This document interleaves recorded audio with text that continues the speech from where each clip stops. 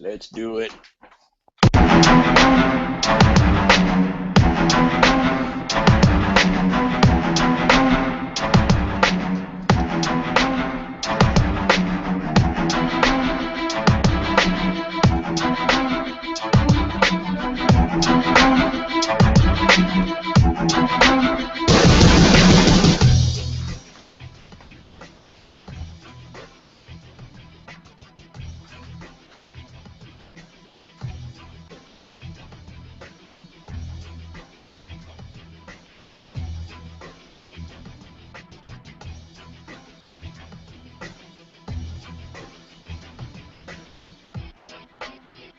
All your New York Islanders news and expert Islanders analysis from the fourth line in Bridgeport to the first line in Long Island. This is the Dump and Chase podcast.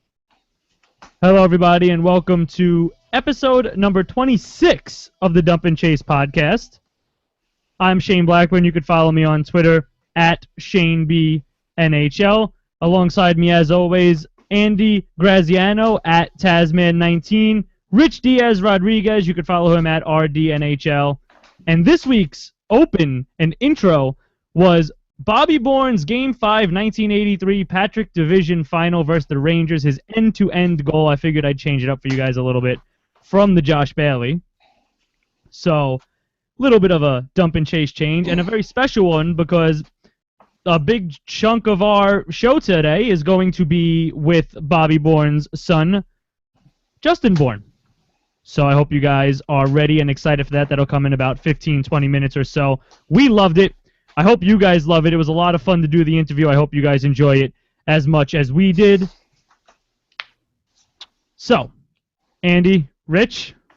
Yes. How you guys doing today? I'm well. Pretty good. Excited for the listeners to check out Justin Bourne's views on the island. Yeah, that was a really great piece. We taped it last Wednesday. That was when Justin was available, so we grabbed him. That's actually been like 8 months in the making. We kept hitting and missing, and he got busy, we got busy. So it was an honor to finally have him on. He's an excellent writer. Please go check him out at thescore.com. Featured columnist over there. Really extensive knowledge, and I think the end of the interview is really what intrigued me the most. And it was basically, Justin explaining how just because he was the son of a four-time Stanley Cup champion National Hockey League player, it just never, his parents never put that pressure on him that we see so much of today to play the sport. So it's a really good ending. You're going to want to definitely listen to the whole thing in its entirety. Agreed, and he's a very generous guest, a very intelligent hockey mind, and I was very glad to have him. We were very fortunate. We got lucky. Yeah, it was good. I really enjoyed every second of it, and I know all the listeners are going to, too. Again, we'll get to that in about 15, 20 minutes or so. We're going to do a quick 15 minutes, 20 minutes live. We'll drop in the Justin Bourne interview, and then we'll come back with a good 15 minutes to close. Now, let's get right on it, boys. Rangers down 3-1. I know this is an Islanders-centric show, but as we know, there's not much going on in Islanders country right now. Things have quieted down. Negotiations are ongoing between Garth Snow and Alan Walsh, who is the agent for unrestricted free agent goaltender Yaroslav Halak. Some interesting things, though, surrounding the Maple Leafs. Maple Leaf Nation went up in flames when Randy Carlyle was signed to a 2-year extension. I think making James Reimer very, very available. And then the situation in Anaheim, with them continuing to just dump on Jonas Hiller, going to John Gibson, who is really their goaltender of the future, but I think it paints a clear picture that Jonas Hiller is going to be very, very available as well. So the options for Garth Snow have opened up in that sense, and I got to think that a little bit of the pressure to sign Halak is off now, and the tables might have turned against Walsh and Halak in terms of what they might have been seeking from Snow, because Snow can now turn around and say, well, guys, I have these other options, Very interesting. So it works out in the Islanders' favor big time. Absolutely. Now that we have the opportunity that Hiller should be available come the offseason, so it might increase our chances of signing Halak for less than we would have originally. Not only that, I think it's a very good possibility that you might just see. I don't think Jonas Hiller would ever come to the island to be a backup. I know that Yaroslav Halak does not want to be a backup. I think two guys who might be willing to back up a Halak or a Hiller, preferably Halak in most fans' minds, would be Reimer or Cam Ward, who Ron Francis announced is very available as well. So you could see Halak Reimer, Halak Ward. You could see Halak Nabokov. There's a lot of options for Garth Snow on the table right now, and he really, like I said, the news this week definitely took some of the pressure off him in that sense. Anyone catch Reimer today in the internationals? I had a chance to catch a recap. Did he start? He probably did. 'Cause they've been he did. Right? Yeah, he. It was a pretty tough game. I think it was 2-1. They were up, right? Yeah, they edged out the Czech Republic 4-3. But they did. Okay. Did anyone catch Tim Thomas in the World Championships today? We got waxed, right? It was 5-1 mid-second. I saw. They scored a 3-0 goal. Yeah. Well, looking at that game, I watched the game that we probably shouldn't have won 3-2 on Saturday. That we ended up getting lucky in the third period with 2 offside calls. One of which I think was blown, but. Our defense is, Laviolette, I tweeted it out today, he's confusing me in that tournament because he's got his top 3 defensemen playing between 23 and 26 minutes a game. He's got his last 3 defensemen playing between 8 and 15 minutes a game. Now, on the bigger ice surface, that screams to me overwork for those top 3 guys. Preferably that'd be Seth Jones, Jacob Trouba, and I think DeKaiser was the other guy who was playing a lot. But, Matt Donovan and Colin McDonald are only averaging 8 minutes a game. In that case, why the heck did they even go over? Yep. I don't know. And the saga continues from that time. Yeah, exactly. It doesn't make any sense. The shifts that I've seen him out there, he hasn't looked out of place yet. I don't know what the hell Laviolette's doing. So. Did you hear he's going to Phoenix? Who? Laviolette. Phoenix? What are you talking about? I heard my father was telling me a rumor this afternoon. He said, I heard through the grapevine that Laviolette was heading to coach Phoenix. No, Laviolette got hired to coach Nashville. Oh, was it Nashville or Phoenix? I might have confused the two, but I heard was it today he got hired? No, he got hired like last week, dude. Wow. Where have you been? I want to reach through the phone right now and just give you a couple of good smacks for that one. Oh, yeah, here it is, last week. Yeah, just hang up, Rich, just hang up. Good night, buddy. By the way, I really wish there weren't a lot of copyright laws because I was totally getting ready to play right through the grapevine there. But on a note that let's get away from the international hockey right now because the World Championships are as much of a joke as the World Baseball Classic anyway. But there is some serious NHL talk that needs to be had right here on the Dump and Chase podcast. Major problems with this league. And me and Andy had a little bit of a conversation about this through email before we started. And let me get started by saying, let me preface with this so people don't think this is jealousy or any other emotion besides just pure aggravation with the league at this point. That is, Sidney Crosby is inarguably the best player in the NHL. In the world, I believe. There is no way anyone can argue that there is someone better than Sidney Crosby at the game of hockey. So, with that being said, the fact that he was not fined a single dollar for, let's call it, cup checking Dominic Moore on the side of the net at the end of the second period last night is an absolute disgrace to the player safety organization in the NHL. That is an absolute disgrace. And to add insult to injury, the fact that they fined Henrik Lundqvist double what they fined Sean Thornton for spraying water at PK Subban is a joke. And anybody who has ever watched hockey and said Sidney Crosby gets special treatment, they have just had their points proven 10 times over. Not that it needed to happen because it's very obvious game in and game out anyway. This is not about the Rangers or Islanders or who you root for. It's not about that. It's about, as Shane said, the National Hockey League continuing to make an absolute joke of their discipline system. It's totally inconsistent. It totally defies logic. There's no way in heaven, first of all, that they should be making a big damn deal about a guy getting squirted with a water bottle. Okay, enough already. Well, we're going to turn this into the National Football League, or the No Fun League, as I call it.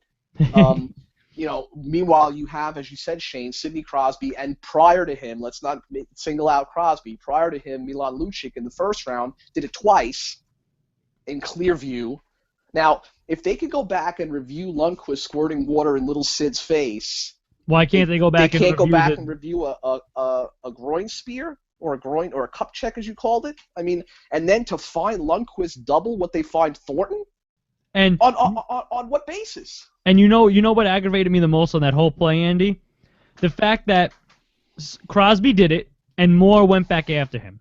When Moore went after him, Crosby skated away and waited for Kunitz to come in and sucker punch Moore. Well, I mean, that's going to happen. Look, that happens on any team. That happens on the Islanders with Tavares, too. Let's not, But what aggravated me about it is once Kunitz had Moore on the ground and then the refs came in. Oh, then Sidney came in. Then Crosby came all the way back around and said, oh, you know what, now I'll stand up for myself because I know no one's going to let me fight. That's what he does, and that is also a function of, I don't know if people know this, well, they should know this, but Sidney Crosby has 4 goals in his last 24 games, going back to the last 12 games of the regular season. That is unheard of for him. It really is. And the frustration is clearly showing. I'm going to tell you this right now. I'm a diehard Islander fan for 35 years.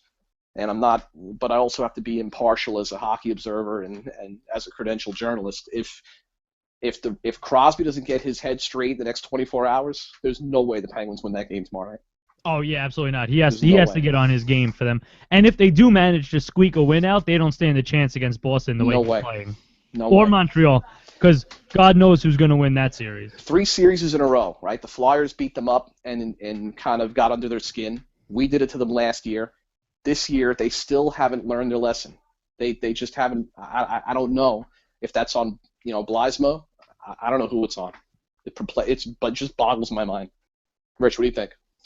Well, I couldn't agree with you guys more, and it's become epidemic with him, and I think I honestly, I don't say I can necessarily I hate this man, but I couldn't agree more with Shane, and I didn't want to believe in conspiracy theories. I didn't want to believe in special treatment. I didn't want to believe that that's the case in hockey that you find in soccer, because you do get that in soccer a lot. But the special treatment is apparent. How can you fine a man $5,000 for simply squirting a water bottle? I mean, it's especially when you find someone else half of that. Right. 2 days earlier? 2,500. Right. It's part and parcel what's wrong with the league, and it's unfortunate because we used to say when I was growing up watching Gretzky. You couldn't get near Gretzky without drawing a penalty. Now, Billy Smith got away with a lot, right, against Wayne Gretzky. But I used to always feel in my heart watching Gretzky and watching the Islanders play Gretzky that was the case. That if you got near Gretzky, you were going to get called. The same thing happens in soccer. If you get near Ronaldo, you're going to get called. So it's the league trying to protect their valuable players and the face of the league. But quite frankly, I've never said this before, but I'll say it now. I never wanted the Rangers to do anything more than to lose. But this time, I hope they destroy the Penguins. Yeah, I can't stand. I told my son the other night. I'm gonna make this public right now, and people are gonna hate me for it. But the other day when McDonough scored from the point, I think it was what was that, game 5? Yeah, he didn't score last game. That might have been game 5.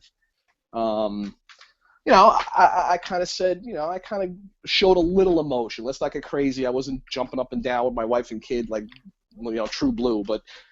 And that's because of my pure, and I'm not going to say hatred because I don't like that word. I think it's a bad emotion for a lot of people. My dislike for the way the Penguins play the game, my dislike for the special treatment that they get, my dislike for Pierre Maguire's obvious, and I'll say this loud and clear, even though I had an argument last night on Twitter with another respected credentialed journalist about this, the obvious homerism by Pierre Maguire on the NBC telecasts. How many times have I heard this series about how Mark Stahl got a little rough with little Sid in front of the net in a playoff game, and he hit him in the head a couple times? How many times do I got to hear that, Pierre?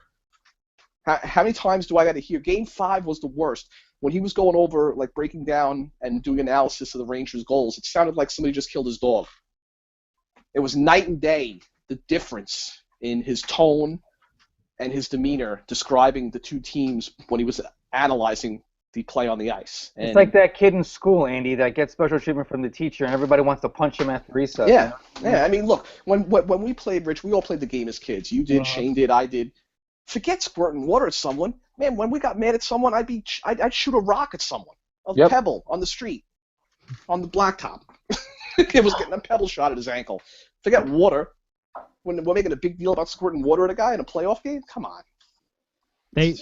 They had blacktop when you were playing hockey in the street? Yes, they did.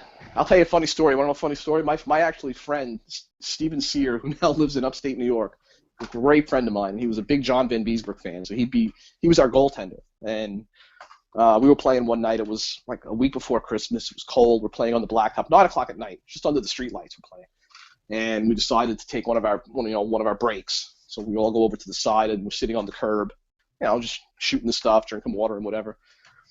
Our friend's father comes roaring down the block in his van. Oh no! I'm talking a huge van. Yeah, comes roaring, and we had a net that we had built ourselves out of 2x4s and chicken wire. And we even drilled and put wheels on the bottom so we can roll. It was really heavy. I know what roll it out. Oh he Lord! Turns the corners, doing like 40 and a 20. Comes rip roaring down the middle of the street. Just totally goes right through the middle of the net. Obliterates the net like into a million pieces. And it was so surreal because we're just looking at Steve going, man, dude, you should be freaking dead right now. Like, you should literally be dead. You should be in a million pieces right now. Because if he didn't see the net there's no way he would have saw if Steve was in the net or not. Nope. He would have just ran that poor kid right the hell over. There would have been nothing left of him. That's how fast he was. In a big van, too. I'm not talking it wasn't a Ford Escort. It was a big van. Wow. Yeah, it was pretty wild. Guys, going back to this subject of special treatment, we've watched the game a very long time. Yep. Can you think of another player? I said Gretzky, and I don't have the proof. I know what I felt in my heart when I saw the games. I know that Billy Smith got it. I mean, if Billy Smith would have done what he did to Gretzky in '84, I believe it was, when he basically speared him in the stomach, yeah, I'm pretty sure that Billy Smith would have gone away for a little while. Oh, there was players that got that you would see a little bit I think Lemieux every now and then might have gotten that treatment. A lot. Gretzky obviously got that treatment. But I don't remember anybody in recent memory getting it as much as Crosby gets it. Yep. They all sit down and decide in the boardroom, okay, we need to protect Sidney Crosby at all costs. Not protect. I think it's ingrained in the officials more than the front office, believe it or not. I really don't believe in any conspiracy where there's a front office mandate, an NHL front office mandate coming down on the officials to do that. I think, honestly, in my opinion, I think the blame lies more with the officials on the ice than it does with the suits in the executive boardroom of the NHL offices, in my opinion. And it's going to hurt his game. Because you get so immune to that, right? You get so used to. Well, that's why when he gets roughed up like he does in the playoffs the last 3 years, he gets so frustrated because he's not used to it. Because he's not used to it. Right, he's not used to it. He's like, "What are you doing, touching me like that?" And some refs are more lenient than others. I was happy he just got called for the cross check last night. I was thrilled they even put him in the box. Well, he also kicked Girardi's leg out behind the net. I saw that. I saw that too. Yeah. Mm-hmm. But before we get to... I think that's a Penguin staple. I think that's just something that they work on in practice. I think the slew foot, but that's just something that they work on. James Neal's the master of dirty shots, whether it be with his foot, his elbow, his knee, whatever he wants to use. Before we get to Justin Bourne, there was an article on the Hockey News by Ken Campbell today about, is Sidney Crosby a dirty player? The numbers say no. Is the title. And in it, he essentially goes on to defend Crosby about how Crosby's not dirty because he doesn't have a lot of penalties. And I kind of went off a little bit in the comments because I said just because he doesn't have penalties doesn't mean he's not dirty. Right. He's clearly not getting called for those penalties if he cup-checked Dominic Moore in front of the ref next to the net and nothing happened. Exactly. I wanted to ask you something, guys. Did you guys see the check on Keith Ballard from Brandon Bollig? No. Bollig got 2 games for hitting him from behind. Shane, did you happen to catch that? No, I didn't. What was it, last night? I think it was last night. I was watching the game too, but I don't remember it. It was. Hold on. was it last night? It was Friday. Excuse me, Friday. He got suspended 2 games, and I was looking at that hit, and I said, I wonder, 10, 15 years ago, is this called? I didn't see it. I was watching the game last night too, and I No, didn't. it wasn't last night. I think it was Friday, brother. Oh, okay. It was game 4. Yeah. And yeah, I mean, the standards have changed so much. I mean, obviously they're taking a huge interest in player safety, and they should. You know, they should protect their investment that's bringing in, fans and ticket prices. I don't have a problem with that, but if you're going to do that, it's got to be done equally across the board. And that's the NHL's biggest problem is consistency across the board. Exactly, and Justin is going to talk about this. But what I saw, and I was talking to my father about this, because we saw that hit, and we looked at each other, and I said, Pop, I think this is I mean, it's a dangerous hit, but this basically eliminates, like Justin will say, the dump and chase. I mean, you're going to be very afraid to go full force against a D when you know that if you so much as breathe on him with his back to you, you're done. You're finished. Yep. So it kind of really it really hampers the game as far as the dump and chase. I think Justin is right, and I hope everyone gets to listen. The dump and chase is the state of it's gone. It's finished. Well, let's get to the Justin Bourne interview. We'll get this right now. It's about 22 minutes. So we'll get to the Justin Bourne interview, and then we'll come back. We'll finish up strong with another about 10, 15 minutes of some live talk between the three of us. Unfortunately, Michael Wilhoft couldn't be with us today. But here's Justin Bourne. Hope you guys like it, because we all did. I mean, I really loved doing this interview. It was to me one of the better ones we've done, and he had a lot of good insight. So listen up here, and we'll be back in about 20 minutes.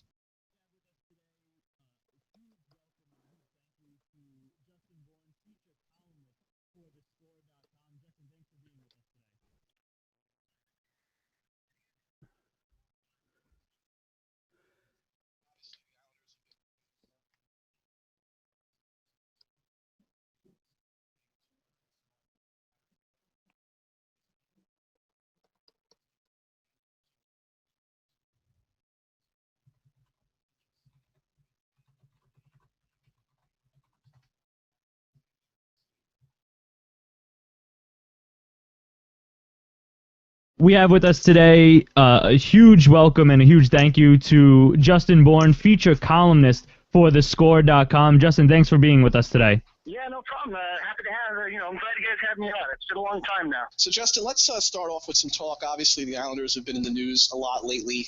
The biggest thing was Garth Snow being very aggressive and getting a 2-month head start in acquiring what everyone knows was their biggest need and goal. He acquired the rights to pending unrestricted free agent Yaroslav Halak. There's also been a lot of talk about a potential sale that might be happening today.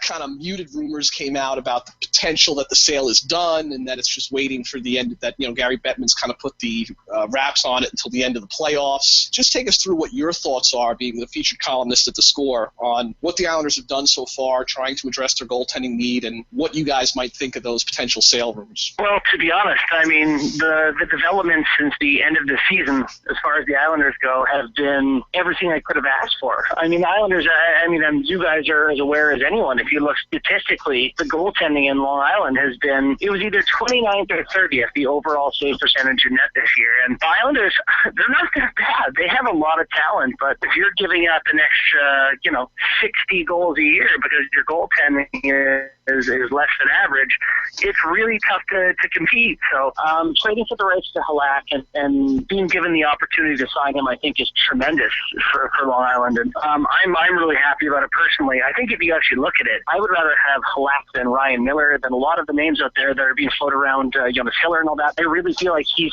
an underrated goaltender who just turned 29 years old, who 921 save percentages last year. I'm pumped with Halak. And then the potential sale to me is even more exciting than that, just for the fact that, with all due respect to Charles Wong keeping the team in Long Island as best he could, there was never any real hope for me that the Islanders could compete without spending some money. And I feel like now, whoever the new owner is, I hope there's at least a little bit of interest in opening up the purse strings, being in Brooklyn, being, the the chance to attract new fans with some of the young talent we have, I'm very hopeful about next season. That's good to hear. I think a lot of us share that viewpoint. I think the Wang to the only potential rumored serious bidder was Andrew Barroway, a Philadelphia lawyer who nobody really knows much about other than a couple of failed attempts to buy the 76ers and his dabblings with the New Jersey Devils when they were for sale.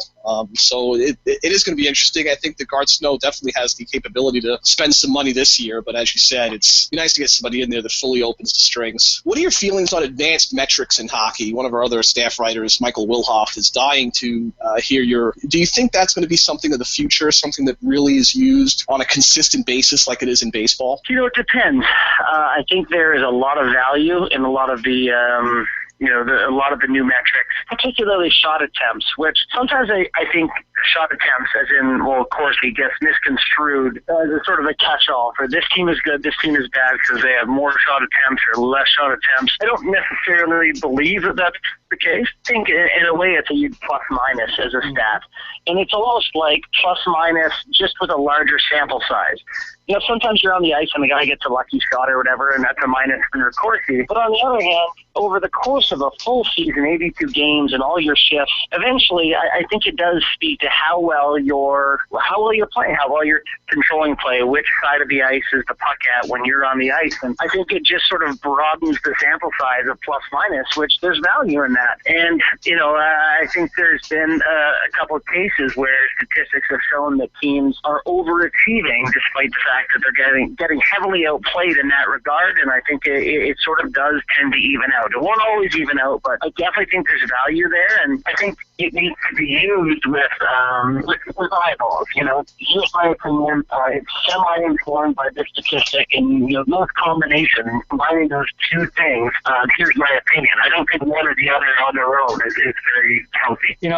Justin, this is Rich Diaz here. Let me ask you something. Moving to the NHL for a second, because you mentioned Miller. I was interested in asking you, San Jose and St. Louis, give us an assessment of what went wrong for both those teams who were so close in advancing to the next round, who actually are carbon copies of their failures, their collapse is a carbon copy of what happened last season. What went wrong there, and what do you foresee happening in the offseason with regards to coaching and maybe even some roster spots? I looked at that St. Louis series quite closely, and there were times that I thought Ryan Miller was incredibly weak. I'm not saying it's entirely on his shoulders, but what do you think? Give us an assessment of what went wrong there. Well, first off, I would agree with you. I think that Ryan Miller badly underperformed. He's a guy who has been established as an NHL elite goaltender, and the expectation is at this point that he performed like an NHL elite goaltender. So I think going into playoffs, St. Louis knew that they're not exactly a high-powered offense, but if they can keep goals out of their net, which between that D-core and, again, establishing Ryan Miller, it should have been all right. So I think they were disappointed in his performance, and you're right. I think that's a major reason why they lost. But if you look at the Western Conference and you look at the teams that have been assembled, I think St. Louis crushes the Eastern Conference. I really do. And I think St. Louis rolls through.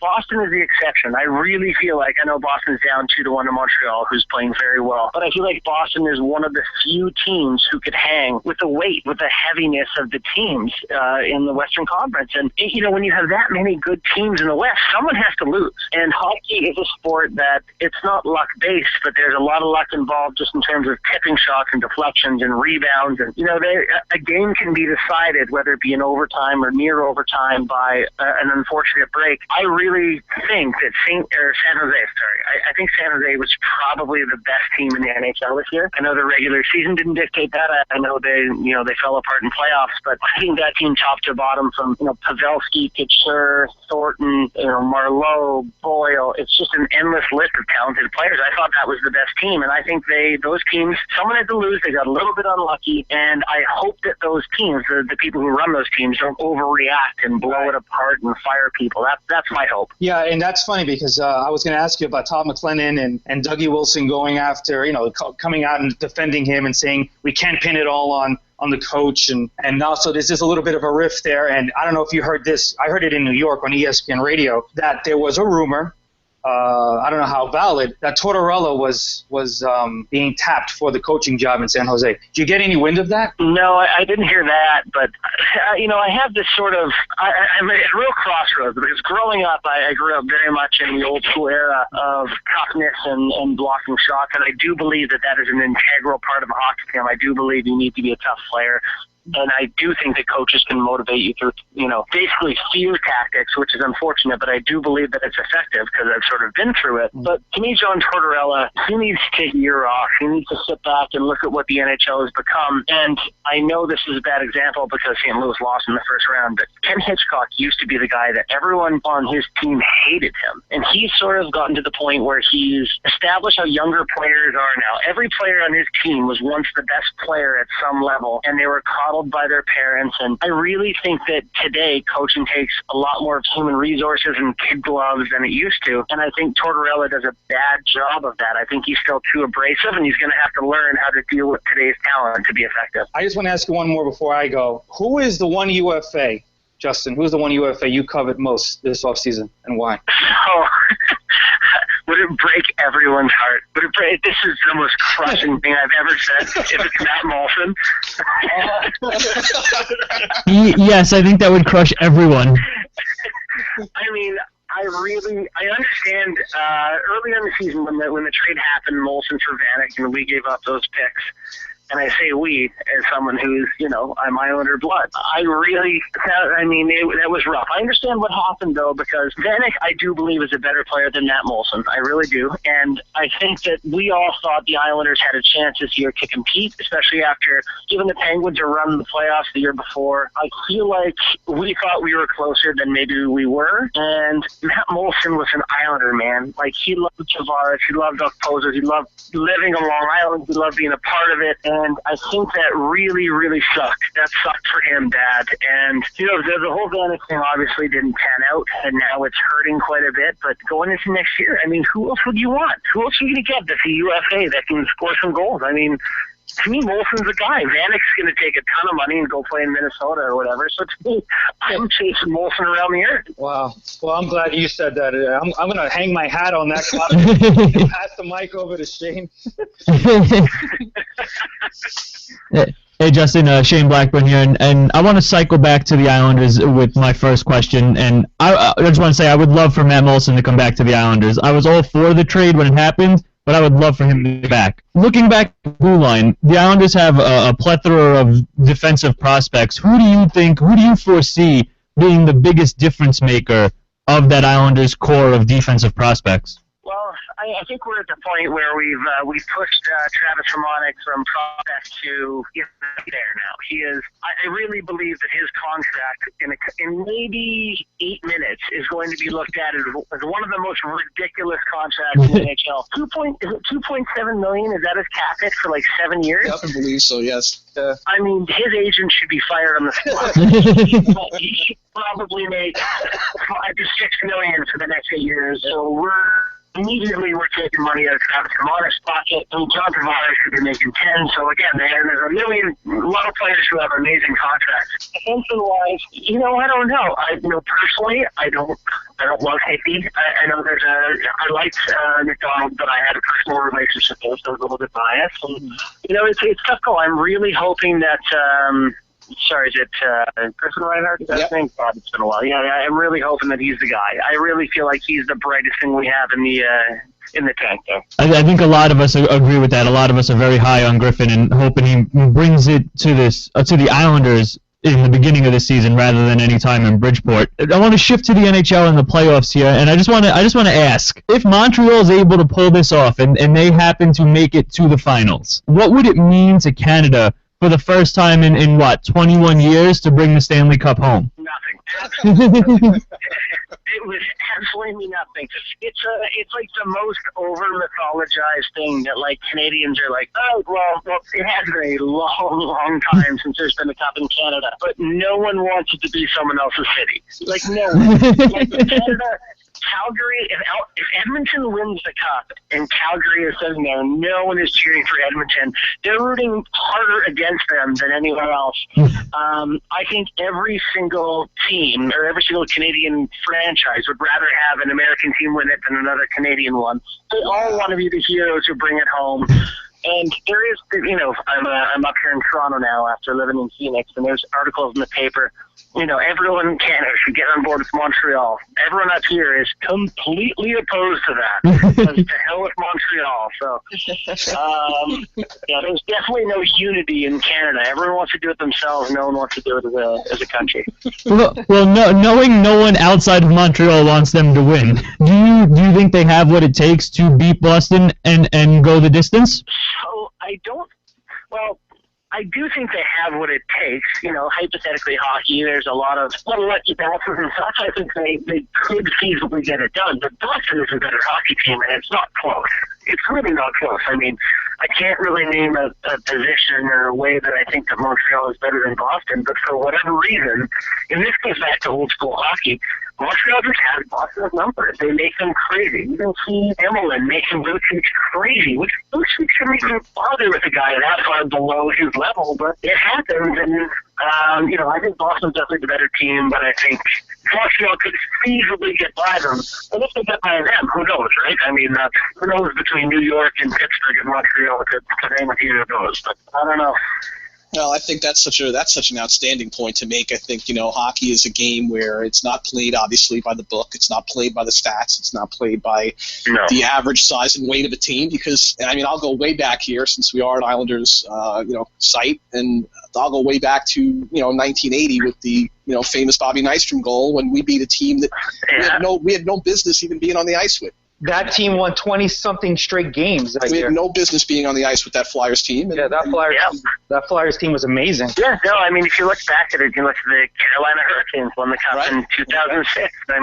It's not always the best team that wins, and hockey, unfortunately, again, there's a lot of luck involved, and you never really know, which is why it gives a lot of fans, every fan base, hope every single year. And for the Islanders, when they gave the Penguins a run last year, you can't tell me you didn't think, boy, if they get by the Penguins, they have a shot at the next round, and that's sort of how it goes year in, year out, and that's a lot of what makes hockey fun. Well, I want to put the emphasis now, Justin, on your writing, which all three of us on this show right now think is absolutely outstanding. You've done a heck of a job at thescore.com. Featured hockey columnist. A couple of columns that came out, and I suggest everyone head over to thescore.com and read Justin's stuff every day. Trust me on that. Just not the Ranger one. Just not the Ranger one. I'm not talking about that. You can pass. Justin, I'm trying to be unbiased. Do you understand? I totally understand. But let's talk about the column where you believe that the dump and chase style of play is going away. Talk about that for a second.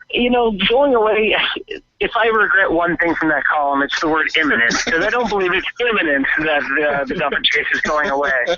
But there's definitely a push these days where, back in, say, my dad's era, when he was playing from 74 to 88, if you put the puck in deep to a defenseman and there was someone barreling down on him to hit him, he was pretty likely to turn the puck over. There may be a 50-50 chance he might get the puck back, which is pretty good. Today, if you put it back and Chris Letang goes back on the puck, if he gets to touch it and decide where it's going, there's a pretty good chance it's going somewhere good for his team and not yours. So as defensemen get better at moving the puck, there's less incentive to give it to the other team and let them figure out what to do with it. I really believe that advancement in general terms of puck handling is going to change the way hockey looks, because there's no incentive to give the other team the puck. You have your own skill guys, and instead of dumping it in, you're almost better off to turn around like soccer, and I hate to say that because soccer, but you're better off to run it back to your own defenseman and take another rush and see if you can't get in the zone. Dumping the puck in is just giving it to people with talent who are going to break it out. So I really think that the look of hockey will change in the next maybe 5-10 years. One column that I think everyone needs to go back of yours into your archives and read. It's probably one of my favorite hockey columns that I've ever read, to be completely honest. And I'm not, saying that just because you're on our show. I'm saying that to be absolutely sincere about it. It was a column that you'd written about the fact that you were the son of a 4-time Stanley Cup champion, former Islander Bob Bourne, of course, everybody knows. A lot of people look at that and think that, oh, well, wow, hockey must be so ingrained into this person's soul. And for you, it was quite the opposite. If you could talk about that for a second, because to me, like I said, I thought it was one of the greatest columns I've ever read. Yeah, no, well, first off, I really appreciate that. But, I coached hockey just in the summers between university when I didn't make money and saw a lot of the parenting and the pressure. And my parents, their stance was, if you don't want to play, then just don't play. I mean, there was even years where they offered to buy me a ski pass, and we would do that instead of, going to play hockey every single weekend. And I think it was ingrained in me because I grew up within the hockey community, but I didn't necessarily feel like I had to do it. And I feel like today a lot of kids feel like they have to do it. And so I didn't care. I loved hockey, but I didn't care to make it a profession or a career until I got a little bit older, and I found my love for it. It just was really cool to be in a point at 14 years old where my dad, who had won 4 Stanley Cups, was like, would you like to pursue a golf scholarship? And I was like, I would, but it turns out I love hockey. So I found my own love for hockey. I discovered on my own that it turns out I really, really would miss this if it were gone. And that turned into junior, then a college scholarship, then AHL and beyond. And I found my own love for hockey because my parents didn't pressure me, and I feel like a lot of parents could learn from that. Your kid has to love it first. Well, let me tell you something. If Mr. Bourne is listening to this at some point when we, edit it and put it out, God bless, because that's a great job of parenting. You're absolutely right. I've coached the game. Shane's coached the game for many years as well, and we see it all the time with these hockey parents, the immense pressure that they put on their children to succeed. Yeah. I think more for them than for the actual kid. Which is to prove it. I find that depressing, and you can't make someone like something. And so as good as you can be at something, if you're a magnificent painter and someone makes you paint every minute of every day, you'll lose interest. And I feel like today, versus back when my dad was drafted by the Houston Astros to play baseball. He was, as was Clark Gillies, by the way. So they both played a lot of baseball in the summer. They played other sports. They got out and did other things. And today, parents immerse their kids so much in hockey that there's no other world outside it, and they want to escape it and do something else. And I think it's so healthy to do other things than just play one sport. I'll let you leave us with this. Now, I don't know. Most people know this, some people might not, but your beautiful wife is the daughter of Clark Gillies, another great Islander. So now, for me personally, I've been married for 24 years now. Wow, congratulations. Yeah, believe me, you need more than congratulations. I need someone to buy me a drink. But if my dad was Clark Gillies, I know I would be the best darn husband that ever lived because I'd be afraid of just absolutely getting a beating. What do you call him Pop? Do you call him, do you still call him Mr. Gillies? The most terrifying thing was when, actually this is a very Islander-related story. We grew up as next-door neighbors till we were 5 or 6 years old. Her dad got traded to the Sabres, my dad to the Kings, and then my dad and Bree's dad, Clark and Bob, remained friends for a lot of years. So her family would come visit us in Kelowna, BC, where we lived, or Los Angeles, and, come hang out at times. So our families were very close. And that was up till I was about 10. My dad got inducted into the Islanders Hall of Fame, which you guys have hanging in Nassau there. And for the Islanders, I was up at school in Alaska, and the Islanders were like, hey, we will fly you down to be at your dad's ceremony, which is a very nice gesture, and put you up in is it the Marriott right across from the you were at the Marriott, yes. Well, no, I wasn't, because my dad was like, well, you're not staying in the Marriott, you're staying in the Gillies. So I was 25. I'm coming up on 32. I was 25 at the time, and so I walked into Gillies' house and re-met Brianna, and we were best friends growing up. We have a lot of video of us hanging out as little kids, and re-met Brianna at that point. And since then, I was up in Alaska. She was going to school in New York, and it's too long a story to tell here, but we've been together since the Islanders flew us together. Oh, that's awesome. So it would take me a long time to go through the whole thing, but together. And the Islanders are thanks. So I wish you nothing but the best of success in your career as the featured columnist at thescore.com. Like I said, we love your writing. Everyone, please rush over and check him out. Read him every day. It's worth a read. Make sure you follow him on Twitter because, some of the stuff when I'm having a rough day at my day It's job pretty funny. and I read some of your Twitter stuff, it's just gold, man. And it gets me I through want the day you at times. guys to know when I tweet negative things about the Islanders, which I do occasionally, it's A, to look not impartial, and B, because I need a new owner. I really need the team to be owned by someone else. We totally get it. Like I said, we've been through a rough year ourselves, so our first as credentialed media members, we totally get what you're coming from, believe me. I hear you. Yeah. But good luck with everything in your career at thescore.com, and good luck with your marriage to Mariana. We totally appreciate having you on tonight, and thanks so much for your time. Yeah, thanks for having me on, guys. Appreciate it. Take All right, care. Justin. Thanks a lot.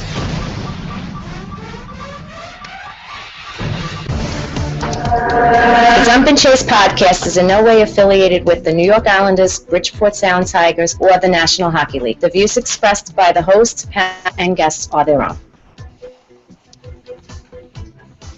All right, so you guys just listened to our incredible interview there with Justin Bourne. I hope you guys enjoyed it as much as we did. Again, I thoroughly enjoyed doing that interview. Unfortunately, again, there is no live read scheduled to do right now after this disclaimer. But we are back here, and we are ready to wrap up the show. We'll do about another 10, 15, 20 minutes. We'll respond a little 10. We'll respond a little bit to what was said in the Justin Bourne interview, but again, I really hope you guys enjoyed it because I know I did. A lot of insight hockey-wise, a lot of personal insight. I think that last story is going to be a nice touch for a lot of the longtime Islander fans that we have listening to us. So I hope you guys enjoyed it. And Andy, Rich, what do you guys think? You know, I hearing it again is just such a, like I said, just a generous guest and a genuinely nice person. You know, when we were on, I wasn't sure if I wanted to bring it up, but I don't know if you guys know that Justin Bourne wrote for USA Today his very first year as a columnist, and he wrote a great story, breakout story on Brendan Burke. He's a yes, I read that. Yeah. Yeah, and I was going to ask him about it, but I figured, you know, I just wanted to I guess touch on other things, the playoffs and whatnot. But if anyone out there is interested, and I don't go in for hyperbole, but I do believe Justin Bourne is one of the best hockey writers right now in hockey, emerging, and I think he's going to be somebody who's going to be around and important in the game for a very long time. But if you can read his article on the, you know, it was about gay slurs in sports specifically, and because of that article, Brendan Burke was able to come out and say that he's gay and he plays hockey and what have you.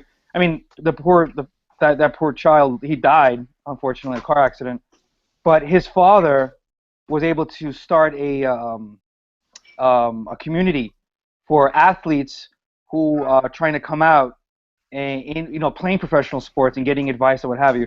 But that was all because of Justin Bourne's writing. So yeah, I think Brian Burke actually gave Justin credit for starting that kind of that movement and allowing Brian to have the confidence and to not be embarrassed about who his son was. And I think it speaks to Justin's character, and I think that story goes hand in hand with the story that he told of his own father. You know, it's that kind of attitude was ingrained into Justin from Bobby. Okay, from growing up as a kid, and Bobby saying, you know, at 14, do you want to play golf? Now, how many ex-NHL players who've won 4 Stanley Cups, been a part of a dynasty like the Islanders were, is going to look at their son and say that and not go the other way and say, no, you're playing hockey, I don't care what, you're going to follow in my footsteps, this is who we are. You know, Bobby totally went the other way with that, and that's why I thought that column was, and I meant when I said it, one of the best columns I've ever read, because it was genuine, it was heartfelt, it was honest, and I think it speaks to the character that Bobby ingrained in his son, that he was able to come out and help the Burks like he did. And again, I'm so gracious that he came on. I think that, you know, he joins, I don't want to single anybody out, you know, Justin joins a long list of fantastic guests we've had on this show, from obviously Art Staple, who's been fantastic and has been a huge friend to the site and the show. You know, Stan Fischler, Jiggs McDonald, we've had on twice. He's a gem. So, I mean, it just speaks to the generosity of the hockey community Indeed. That And these that's guys would something come to on be and share their time with schmucks like us. And it's agreed because it's not every sport that has this type of accessibility to Right. people to hear a voice in the game. And we've been around only a short time within the credentialed circle. This was our first year, so for us to be given the opportunity to speak to these people and for them to be as gracious as they've been at our show is something that I can't express my appreciation for enough. Agreed. Well, let's hit a little bit on the hockey aspect of what. By the way, Montreal's up 2-0 on Boston, end of 2. I thought it was 3-0. It was 2-0 when I came back I'm back online, so maybe it is 3. I don't know. I missed the goal there. According to Twitter, it's 3-0, but God. Wow. Twitter. Game 7. We will get back to phone calls in next week's episode. I figured since it was going to be a short live episode with the interview dropped in, we wouldn't do any phone calls this week. But we will get back to taking phone calls next week. What do you guys think of the dump and chase part of that interview with Justin Bourne? How do you guys feel about the possible elimination of that style of play? Well, it goes back to the point I had brought up before we played the interview, which is if you have a chance to look at Bolig's hit, you'll see that, I mean, it is a violent check. It is. But it's not something that's so foreign that I have never seen in a game before. No, I know. And I think that defensemen have it ingrained in their minds that there's some sort of, like, false security net there for them, that they can turn their face or they can give their back completely to their opponent. I think there's a double-edged sword with that boarding call. I think that if players know that they're not protected by the refs, they take a little less chance of turning their back completely because it's something that it does eliminate the hunger for the puck inside those greasy areas if you're a forward coming in hard. And quite frankly, I'm with Justin. It's not that it's an inevitability, but I just can't see it surviving if we're going to if you have the boarding call as sensitive as it is, and rightly so. I'm not disagreeing that some of these checks are dangerous and ending careers. The game is faster than it was 20 years ago, but at the same time, you're losing something of the game itself. Much like in baseball and rushing the catcher. I mean, that was an art form that was perfected by Pete Rose, and everybody considers Pete Rose to be one of the greatest icons of baseball because he brought a sense of grit and honesty to the game. I mean, when he played the game. But now they had to institute the Buster Posey rule because exactly. They don't want their stars getting hurt in collisions like that. Now, I mean, I look at it, Rich, in a similar way that you do. I go back over the summer, and obviously it's a boring time with no hockey, especially. I mean, now it's still good, leading up to the draft and then free agency. But man, August is probably the worst month for a hockey fan, columnist, journalist, blogger, whatever you want to call it. It's the worst month, and I find myself watching any of the older stuff that's on NHL Network, and they'll replay some of the old Islander games. Last summer they even went back and played some of the really old stuff, like the Flyers when they won their first cup in 1980 and stuff like that. You could see how the game has changed just from when you watch that. You could see Justin's point, how back then it was all dump and chase, pound and ground, grind the defensemen into the boards and just tire them out, wear them out. And you can see in today's game how much different that is, how much more teams are gaining speed through the neutral zone and carrying the puck over the blue line as opposed to dumping it in. You can see that in the possession metrics, whether you want to believe in them or not. In the Corsi and Fenwick numbers, bear that out. Those possession stats in the old NHL. Fenwick and Corsi wouldn't be around today if the NHL still played the same type of game that they played back then, because there really was no possession per se. It was like Justin said, it was dump it in from the blue line and hit the defenseman as hard as you can. And in the second, third period, those defensemen are just tired of it. They're just tired of getting pounded. Whereas now, you give these great puck-moving defensemen ample time and opportunity to look up and make a play, and 9 times out of 10, as Justin said, they're going to make it. Go ahead, John. Dom said it is 3-0. So. Wow. Yeah, 3-0. Another Game 7. I love Game 7. Man, there's nothing you could keep. I've said this before. You can keep your Super Bowl. You can keep your World Series. You could even keep your World Cup, which I love. You could keep all that. You can keep the NBA Finals. There is nothing like the NHL playoffs, and there is doubly nothing like, if that even makes sense, a Game 7 in the Stanley Cup playoffs. I love Yeah, I mean- the NHL playoffs. It's the best sports, period. Absolutely, without a doubt.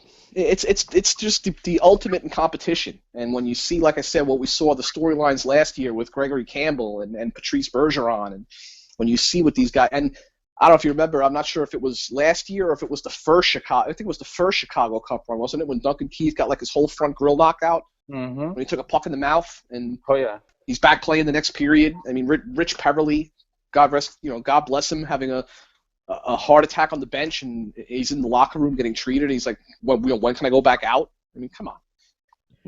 Baseball players sit out with a hangnail. Listen, if this is a test of, let me give you a quick synopsis of what I think the future holds for this sport. I take my eldest daughter to baseball, as you all saw on Facebook. Whatever. Yeah. Yeah. She was bored out of her mind. Well, was she? Well, that's because you took her to see the Mets. Doesn't matter. It doesn't matter. The point is that the way she looks at it, you scrub, is that for her, having her first sporting event of her entire life is hockey. That's all she's seen all year. Right. And she just can't tackle that slow. You know what she said to me? She goes, "Where's the clock? When is it?" Well, So if that doesn't tell you anything about the future of the game, I mean, like, it's an American pastime, and it does. That's exactly the difference between baseball. Again, and hockey. it's so structured. Like, even going back to when I played, and I actually met my wife through hockey. I played high school hockey with my wife's twin brother, and that's how we met. Even going back to then, I was able to say, all right, Kel, I have a game at 9. She used to always, come to my games. I'd be like, all right, I'm going to go home, shower. I'll be ready by this time. I'll come pick you up at this time. We'll go out to eat at this time. I mean, it's so structured. Whereas if I play baseball, it'd be like, I'll talk to you tomorrow. Don't even bother coming. It's going to be a 4-hour marathon. It's gonna be. You're only gonna get to watch me for like 6 minutes. Right, exactly. 90% of the time, I stand there and twiddle my thumbs. I mean, you can watch me spitting sunflower seeds, which I could become a pro at. And that's pretty fun, exciting. But maybe chewing some wads of big league chew, or But I have an aunt who's not a huge hockey fan. She's a big sports fan, but not a huge hockey fan. And she was over yesterday, and we were watching the Pittsburgh Ranger game, and she said, I've never been a huge hockey fan, but I have to say the NHL playoffs is the best sporting thing you could watch. Yeah. And she's What's exciting about basketball? The last 45 seconds in Game 7. That's it. You can not watch basketball up until the last minute and see everything you need to see. Oh yeah, I hate and the first 3 quarters and 10 minutes of the fourth quarter go by like this. All right. And then the last 2 minutes take about an hour. That's because each coach has like 8 timeouts. 8 timeouts. Which is why I'm very much against adding more 1 timeout max add to the NHL per team. Absolutely. More than that, I think I'd start to cry. Yep. And we don't want to see Shane cry. You do. It's actually really funny. I'm not going to give you an example of it now, but it's actually really funny. But is there anything else that we want to get to today? Nope, I'm good. No, I'm good. All right, well, the last thing I do want to say before we wrap up is Dom said that Vanek scored the 3rd goal, so everybody should... Oh, Tom has to throw that in. People, I'll say this on the exit. On my way out the door, I'll say this. Let it go. Let Vanek go. Let McDonald go. Let Nino go. Okay? Just because these guys score the playoffs doesn't mean anything. Let it go. All right. Well, thank you guys for listening to episode number 26 of the Dump and Chase podcast. Thank you for everyone who listened to it live on the Google Hangout. Thank you to everybody who has downloaded it on Stitcher, iTunes. If you watch the YouTube video, if you listen to it straight from the website, however you listen to it, however you get it, thank you for always being around and listening to us. We have a very loyal following. We really appreciate it. Andy Graziano, anything you'd like to plug? Yeah, I just second that, Shane. I mean, I can't thank enough the listeners, the readers, everyone who's supported Islanders Insight from our move. Has been absolutely outstanding. The numbers for the podcast have been off the charts, and thank you very much, guys. And keep it tuned in. We got some more great material coming your way throughout the summer. We're not going to let you down, so stay with us. Rich Diaz Rodriguez, is there anything you'd like to plug?